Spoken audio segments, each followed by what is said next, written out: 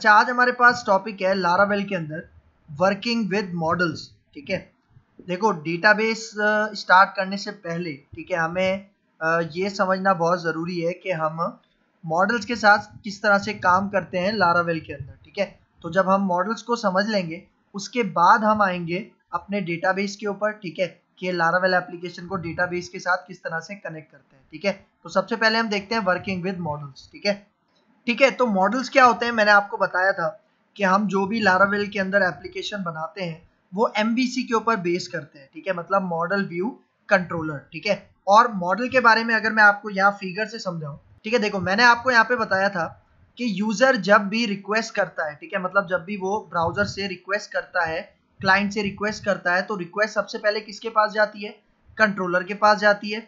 और controller data कहाँ से लेता है, मॉडल से लेता है। ठीक है, और मॉडल से डेटा लेने के बाद व्यू में अपडेट करवा देता है। ठीक है, और फिर वही व्यू हमारे यूजर को डिस्प्ले होता है। इसका मतलब हमारी एप्लीकेशन का जो भी डेटा होता है वो कहाँ पे मौजूद होता है, मॉडल के अंदर मौजूद होता है। ठीक है, मॉडल क्या होती है, मॉडल आपके पास बेसिकली क्लासेस होती हैं जो डेटाबेस के साथ इंटरैक्ट करती हैं। ठीक है, तो यहाँ पे देखो जब भी यूजर ब्राउजर से रिक्वेस्ट करेगा तो रिक्वेस्ट जाएगी कंट्रोलर के पास, और कंट्रोलर व्यू में जो डेटा डिस्प्ले करवाएगा वो डेटा कहाँ से आएगा, मॉडल से आएगा।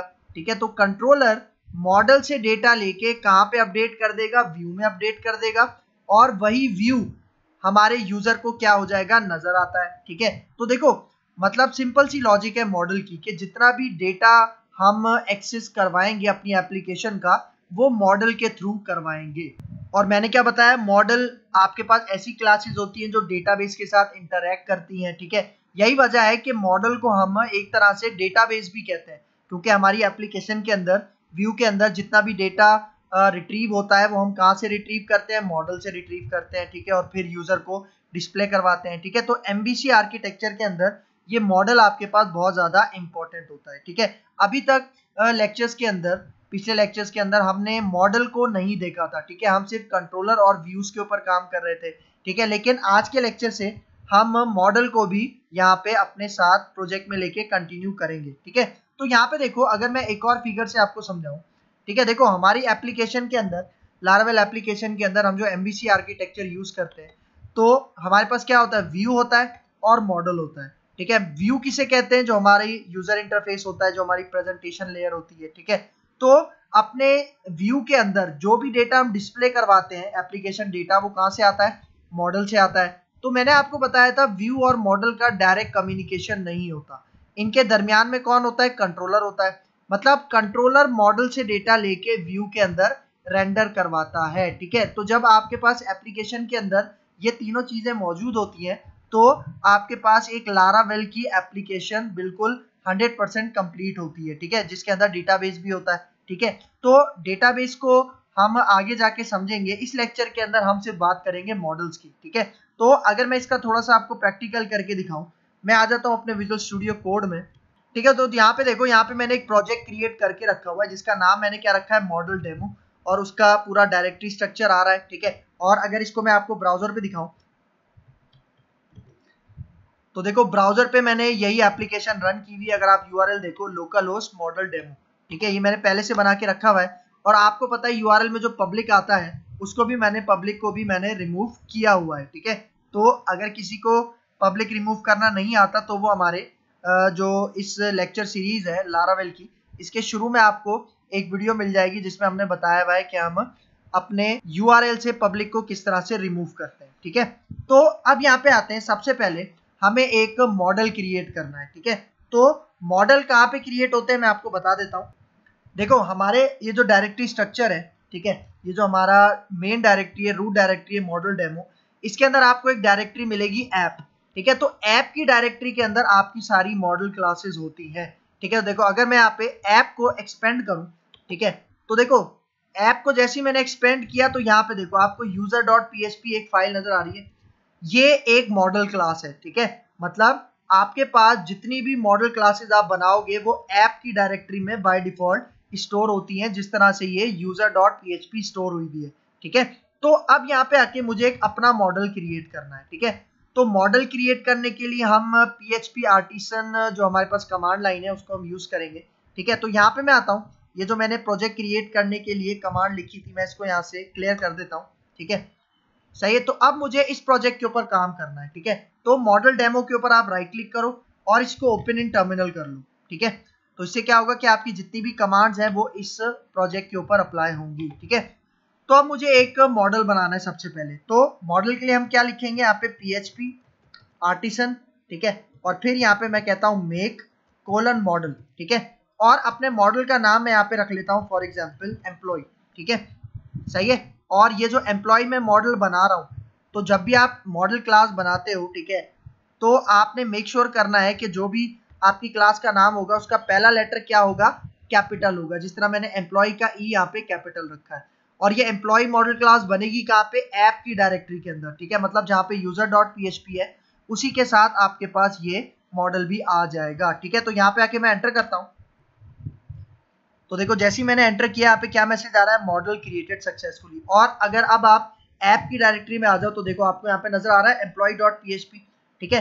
तो हमें पता कैसे चलेगा कि ये employee.php आपके पास मॉडल क्लास है। देखो आपको पता ऐसे चलेगा कि एक तो ये ऐप डायरेक्टरी के अंदर मौजूद होगी, और दूसरा अगर आप इसके ऊपर डबल क्लिक करके इसको ओपन करो तो देखो ये मॉडल क्लास है जो कि एक्सटेंड किसको कर रही है, एक मॉडल क्लास को एक्सटेंड कर रही है, ठीक है। मतलब एम्प्लॉय एक हमारी मॉडल क्लास है जिसका नाम हमने एम्प्लॉय रखा है, और ये एक्सटेंड किसको कर रही है, मॉडल, ठीक है। इसका मतलब ये आपके पास ये जो एम्प्लॉय क्लास है ये मॉडल क्लास है। क्यों, क्योंकि ये एक मॉडल क्लास को एक्सटेंड कर रही है, ठीक है। जिस तरह हम कंट्रोलर बनाते थे तो कंट्रोलर जो हमारा होता था, जिस तरह से होम कंट्रोलर, उसको कौन सी क्लास से एक्सटेंड किया जाता था, कंट्रोलर क्लास से एक्सटेंड किया जाता था, तो उसे कंट्रोलर कहा जाता था, ठीक है। सेम इसी तरह आपके पास ये जो आपके पास मॉडल है, ठीक है, ये जब भी एक्सटेंड आप इस क्लास से करोगे तो वो क्लास आपकी मॉडल क्लास कहलाएगी।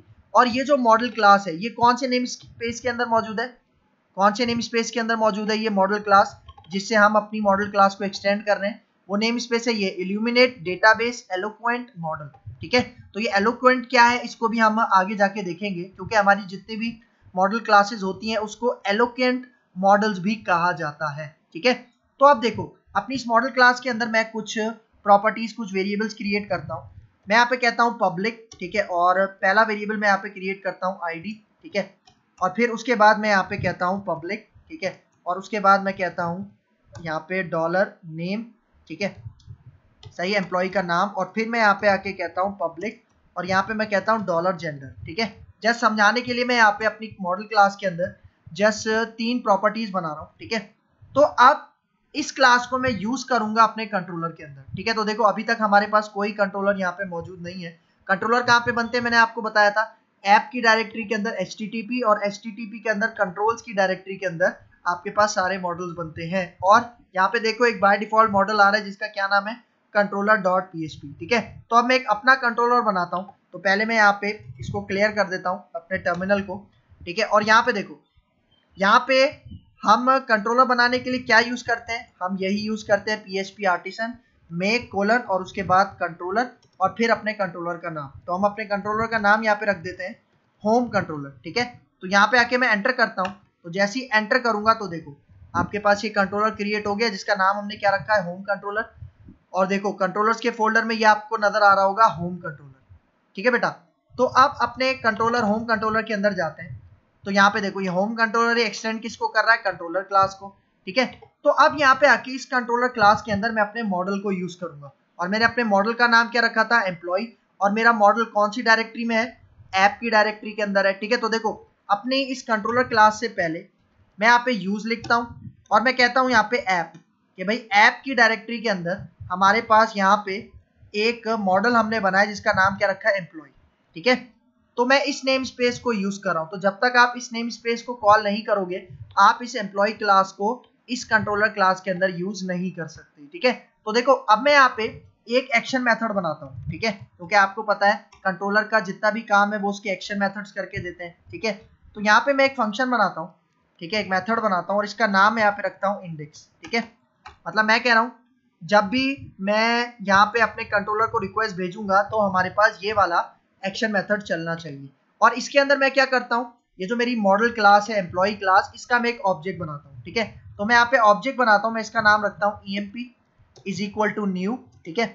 और यहाँ पे आके इस तरह से हम क्या कर लेते हैं, इस एम्प्लॉय क्लास का ऑब्जेक्ट बना रहा हूँ और ऑब्जेक्ट का नाम क्या रख रहा हूँ मैं, ईएमपी। ठीक है, और ईएमपी के अंदर अगर आप देखो, ईएमपी किसका ऑब्जेक्ट है, एम्प्लॉय क्लास का, और एम्प्लॉय क्लास के अंदर ये 3 प्रॉपर्टीज हैं, वेरिएबल्स हैं। इसका मतलब ये तीनों वेरिएबल्स कहाँ पे आ जाएंगे, ये तीनों वेरिएबल्स इस ईएमपी के ऑब्जेक्ट के पास आ जाएंगे। और अब इसके अंदर मैं कुछ डेटा स्टोर करता हूँ। ठीक है, मैं यहाँ पे कहता हूँ आईडी के अंदर मैं डेटा स्टोर कर देता हूँ 1। ठीक है, फिर सेम इसी तरह मैं नेम और जेंडर के ऊपर भी डेटा स्टोर कर देता हूँ। ठीक है, नेम के अंदर फॉर एग्जांपल मैं अपना नाम कह देता हूँ आदिल। ठीक है, मोहम्मद आदिल। ठीक है, मैंने यहाँ पे ये अपना नाम स्टोर कर दिया। और फिर जेंडर, ठीक है, जेंडर के अंदर मैं यहाँ पे स्टोर कर देता हूँ मेल। ठीक है, अच्छा एक बात याद रखना कि अभी ये जो मॉडल क्लास है, कौन सी मॉडल क्लास, ये जो एम्प्लॉय की मॉडल क्लास है, इसको मैं मैनुअली अभी यूज कर रहा हूँ। मतलब इसके ऑब्जेक्ट के अंदर जो मैं डेटा पास कर रहा हूँ वो मैनुअली पास कर रहा हूँ। लेकिन आगे जाके नेक्स्ट लेक्चर से हम ये देखेंगे कि ये जो आपके पास मॉडल होते हैं ये डेटाबेस के साथ किस तरह से इंटरैक्ट करते हैं। ठीक है, तो यहाँ पे देखो मैंने इसके अंदर डेटा मैनुअली स्टोर करवा दिया और अब मैं ये जितना भी डेटा मैंने यहाँ पे स्टोर करवाया इसको मैं प्रिंट करवाता हूँ। और उसके लिए मैं मेथड यूज करूंगा प्रिंट का। और मैं यहाँ पे कहता हूँ कि भाई ये जो हमारे पास ईएमपी ऑब्जेक्ट है इसके अंदर सबसे पहले आईडी के अंदर जो भी डेटा है वो मुझे प्रिंट करवाओ। और इसके साथ में लाइन ब्रेक कॉन्कैटिनेट कर देता हूँ। ठीक है, और अब मैं यहाँ पे आके कहता हूँ, ठीक है, कि नेम के अंदर जो भी मैंने नेम सेट करवाया है उसको मैं यहाँ पे प्रिंट करवा लेता हूँ। और फिर मैं यहाँ पे कहता हूँ जेंडर, इसको मैं यहाँ पे प्रिंट करवा लेता हूँ। ठीक है, तो मतलब जब भी ये फंक्शन चलेगा इंडेक्स वाला इस कंट्रोलर का, तो वो क्या करेगा, मॉडल क्लास को यूज करेगा। क्योंकि मैंने आपको क्या बताया यहाँ पे कि हमारी रिक्वेस्ट किसके पास जाती है, कंट्रोलर के पास जाती है। और कंट्रोलर डेटा कहाँ से एक्सेस करता है, मॉडल से, और फिर कहाँ पे पास कर देता है, हमारे व्यू के अंदर पास कर देता है। ठीक है, तो देखो अगर मैं यहाँ पे आऊँ, ठीक है, अगर मैं यहाँ पे आऊँ और अब मैं यहाँ पे क्या कर रहा हूँ, देखो होम कंट्रोलर क्लास है। ठीक है, और मैं इसके अंदर किसको एक्सेस कर रहा हूँ, इस एम्प्लॉय मॉडल को एक्सेस कर रहा हूँ और उसके ऑब्जेक्ट के थ्रू उसके अंदर डेटा स्टोर करवा रहा हूँ और फिर वो डेटा मैं यहाँ पे प्रिंट करवा रहा हूँ। ठीक है, तो देखो अब अगर मैं यहाँ पे आके इसको सेव करूँ और मुझे अब होम कंट्रोलर का ये एक्शन मेथड चलाना है जिसका नाम है इंडेक्स, तो उसके लिए मुझे रूट डिफाइन करना पड़ेगा। तो देखो हम यहाँ पे आते हैं थोड़ा सा नीचे, हम रूट्स के फोल्डर के अंदर आते हैं, यहाँ web.php, और इसके अंदर मैं एक अपना रूट डिफाइन करता हूँ। ठीक है, मैं यहाँ पे कहता हूँ रूट ::get, और मैं कहता हूँ जब भी मेरे यूआरएल के अंदर ये इंडेक्स टाइप होगा तो रिक्वेस्ट कहाँ जाएगी, रिक्वेस्ट जाएगी हमारे होम कंट्रोलर के अंदर। ये जो मैंने इंडेक्स एक्शन मेथड बनाया है, रिक्वेस्ट इसके पास जाएगी।